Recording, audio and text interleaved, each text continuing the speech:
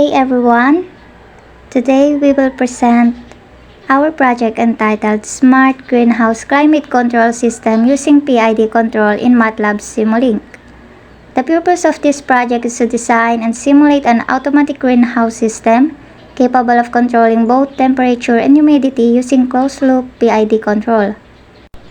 The objective of this project is to maintain optimal environmental conditions inside a greenhouse by automatically regulating temperature and humidity. This helps ensure proper plant growth by maintaining stable climate conditions despite environmental disturbances.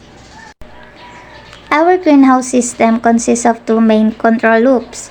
The first loop is the temperature control loop, and the second loop is the humidity control loop.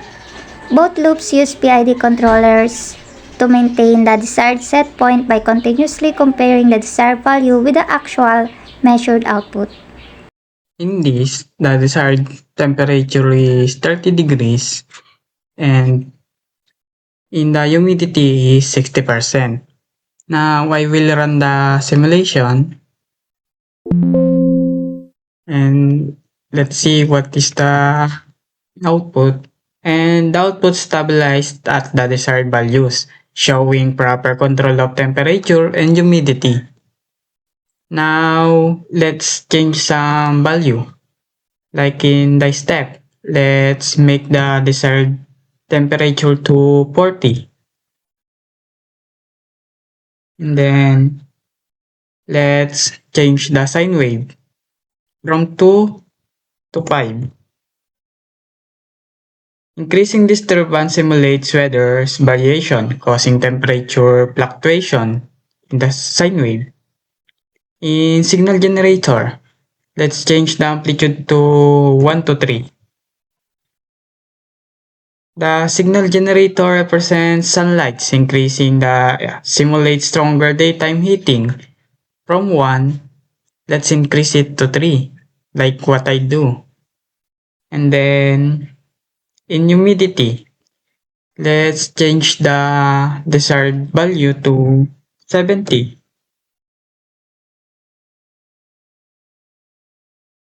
Next is in the sine wave. Let's change the 5 into like 8. Thus, this simulates environmental moisture changing, affecting the humidity. In PID controller, let's change it to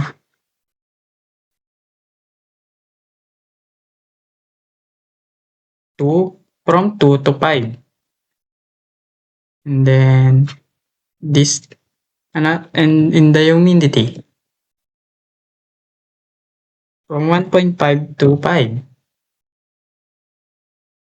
Increasing proportional gain improves response speed. And in the noise, in temperature, let's change this into 0.01 to 0.1. Noise simulates sensors inaccuracies, adding small fluctuations. And let's run this.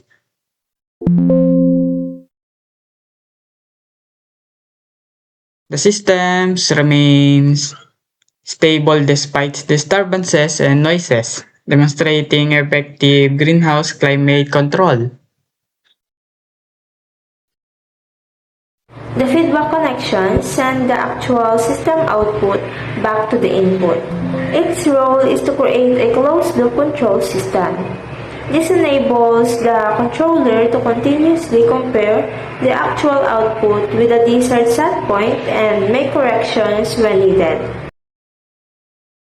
The system begins when the step block provides the desired temperature and humidity values.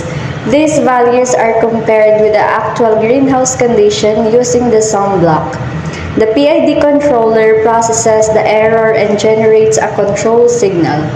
Disturbances such as weather and sunlight are added to simulate real environmental effects. The transfer function models the greenhouse response. Sensor noise is added to simulate measurement inaccuracies.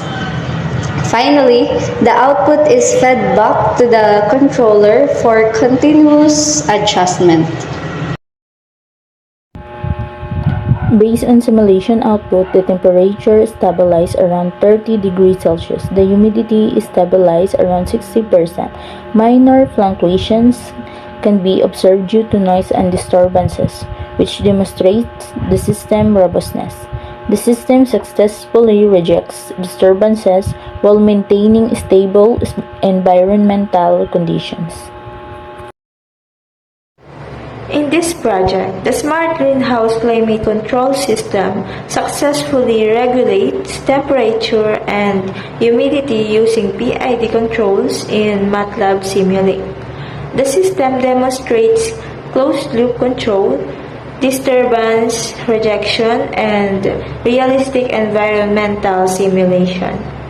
This project proves that PID control is effective in maintaining stable greenhouse climate conditions and can be applied in smart agriculture systems. Thank you for listening to our presentation. We hope this project demonstrates the practical application of control system in greenhouse automation.